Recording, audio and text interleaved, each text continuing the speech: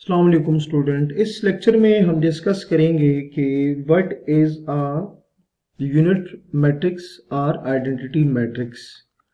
ठीक है, सो identity matrix और यूनिट मैट्रिक्स। आइडेंटिटी मैट्रिक्स और यूनिट मैट्रिक्स। स्टूडेंट, मैथ्स में यूनिट को 1 से डिनोट किया जाता है, तो यूनिट मैट्रिक्स बेसिकली ये इसमें एक हिंट है आप लोगों के लिए। क्या हम डिस्कस कर रहे हैं कि यूनिट मैट्रिक और डायगोनल मैट्रिक्स क्या होता है।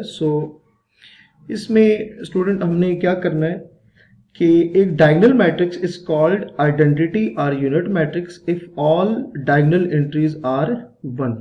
ठीक है, तो पहली कंडीशन क्या बनेगी कि मैट्रिक्स जो है वो क्या होना चाहिए, डायगोनल मैट्रिक्स क्या होना चाहिए, डायगोनल मैट्रिक्स। आपने लिखना है कि कोई भी डायगोनल मैट्रिक्स आइडेंटिटी मैट्रिक्स होगा। उसके लिए क्या होना चाहिए, पहले तो मैट्रिक्स डायगोनल होना चाहिए। ठीक है, पहली बात जो है वो क्या है, डायगोनल होना चाहिए। सेकंड बात क्या है कि ऑल डायगोनल एंट्रीज आर 1, के जो डायगोनल एंट्रीज हैं, डायगोनल एंट्रीज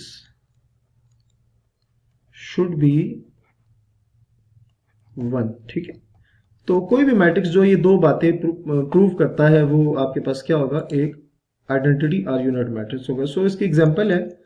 ठीक है, तो अगर आप इसकी एग्जांपल देखें ना, तो सी सपोज करें मेरे पास एक मैट्रिक्स है और उसमें आपके पास क्या है, 1 0 0 0 1 0 0 0 1। तो स्टूडेंट, अगर आप इस मैट्रिक्स को देखें ना, पहली बात तो ये कि डायगोनल मैट्रिक्स है, बिल्कुल है। ये डायगोनल मैट्रिक्स की डेफिनेशंस की जो कंडीशन थी उसको सेटिस्फाई कर रहा है। अच्छा, दूसरी बात ये कि डायगोनल एंट्रीज 1 है या नहीं है, तो आपको डायगोनल एंट्रीज नजर आ रही हैं कि क्या है, सारी के सारी 1 है। इस तरह के मैट्रिक्स को आप क्या कहते हो, आइडेंटिटी मैट्रिक्स और यूनिट मैट्रिक्स। ठीक हो गया। तो ये था हमारे पास डायगोनल की।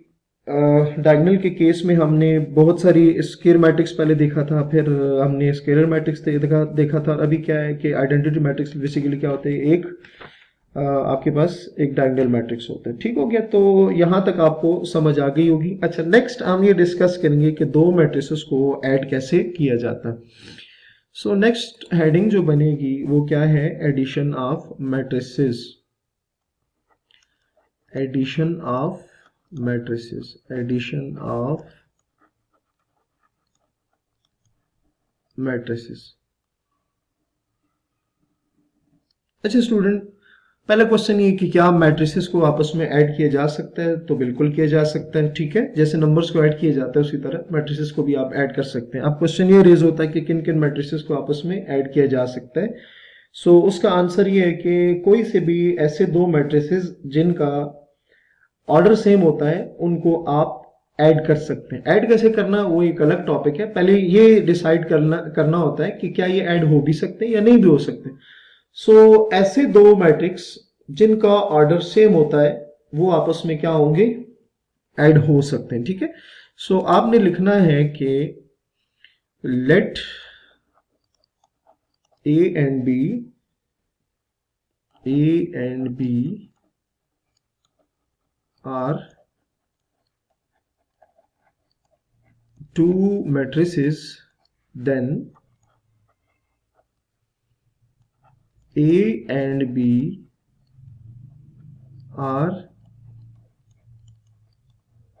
confirmable for addition if के order of A must be equals to order of B। क्या स्टूडेंट हमने लिखा कि कोई भी दो मैट्रिसेस ए और बी तब कन्फर्मेबल फॉर एडिशन होंगे, मतलब कि वो ऐड किए जा सकते होंगे अगर उनका ऑर्डर सेम होगा। अगर उनका ऑर्डर सेम नहीं है तो इसका मतलब ये है कि आप उनको ऐड नहीं कर सकते। एग्जांपल के थ्रू इसको वेरीफाई कर लेते हैं। लेट हमारे पास एक एग्जांपल है और एग्जांपल में आपने कोई सी भी दो मैट्रिसेस लेने हैं। लेट करते हैं कि बी जो है वो आपके पास आ रहा है 1 2 0 3 4 5 0 0 1, ये एक मैट्रिक्स है। और जो बी मैट्रिक्स है आपको 0 0 1 0 1 0 1 0 0, ठीक है, ये दो मैट्रिक्स हैं। पहली बात ये कि इनका ऑर्डर देख लें, तो अगर आप मैट्रिक्स बी का ऑर्डर देखें तो वो क्या आ रहा है, उसमें 3 रोज हैं और 3 कॉलम है, तो उसका जो ऑर्डर बनेगा 3x3। मैट्रिक्स बी देखें तो 3 रोज हैं 3 कॉलम है, तो आप ऑर्डर तो पहली बात क्या है सेम आ रहे हैं। तो अब क्या ये कंफर्मेबल है? यस, ये कंफर्मेबल है। अब करेंगे जब ये कंफर्मेबल फॉर एडिशन होंगे अब उनको ऐड करेंगे। सो 1 2 0 3 4 5 0 0 1 ये 4 है, प्लस 0 0 1 0 1 0 1 0 0, ठीक हो गया। अच्छा, अब इनको ऐड किस तरह से करेंगे? ऐड इनको स्टूडेंट इस तरह से करेंगे कि हर करस्पॉन्डिंग एंट्री के करस्पॉन्डिंग के साथ एडिशन होगी। इसका मतलब क्या है कि जैसे अगर आप इस मैट्रिक्स ए में देखें तो फर्स्ट वैल्यू क्या है 1 है और इसकी फर्स्ट एंट्री क्या है 0, तो आप इन दोनों को ऐड करोगे तो 1 प्लस 0 क्या आएगा 1। अच्छा, इसकी फर्स्ट रो की सेकंड एंट्री को सेकंड मैट्रिक्स के फर्स्ट रो की सेकंड एंट्री के साथ ऐड करोगे तो 2 प्लस 0 अगेन क्या आ जाएगा 2 आ जाएगा, 0 प्लस 1 क्या आ जाएगा 1 आ जाएगा।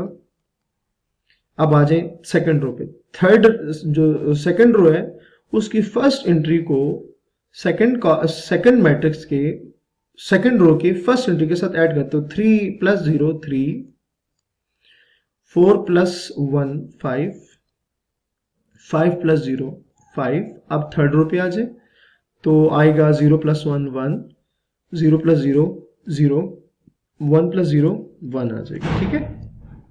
तो इसमें हमने स्टूडेंट क्या देखा कि दो जो मैट्रिक्स हैं उनको मैट्रिसेस हैं उनको किस तरह से ऐड किया जा सकता है। अच्छा जी, नेक्स्ट है हमारे पास कि दो मैट्रिसेस को सब्ट्रैक्ट किस तरह से किया जाएगा। सो आएगा subtraction of matrices, subtraction of matrices. So इसमें स्टूडेंट हम क्या करेंगे कि दो मैट्रिसेस को किस तरह से सब्ट्रैक्ट किया जाता है वो देखेंगे। अच्छा स्टूडेंट, इसमें भी आपके पास क्या होना चाहिए कि एक कंडीशन होगी। पहली कंडीशन क्या होगी कि उनका ऑर्डर क्या होना चाहिए, सेम होना चाहिए। तो जो मैट्रिसेस हैं वो सेम होना चाहिए। So order must be same, must be same, ठीक है। जैसे उधर हमने जब एडिशन की थी तो उसमें हमने क्या कहा था कि दो मैट्रिसेस आपस में ऐड कब होते हैं कि जब उनका ऑर्डर सेम होगा। अच्छा, ऐड कैसे करना था कि हर करस्पॉन्डिंग एंट्री को उसके दूसरे मैट्रिक्स के करस्पॉन्डिंग एंट्री के साथ ऐड करना था। तो सेम क्या होगा, वहां जैसे प्लस आ रहा था इधर जस्ट उसमें कहां फर्क आएगा, जस्ट उसमें प्लस की जगह माइनस आ जाएगा, तो वो आपके पास क्या आ जाएगी, सब्ट्रैक्शन आ जाएगी। सो आपको यहां तक समझ आ गया होगा। अपना बहुत सारा ख्याल रखिएगा। अल्लाह हाफिज।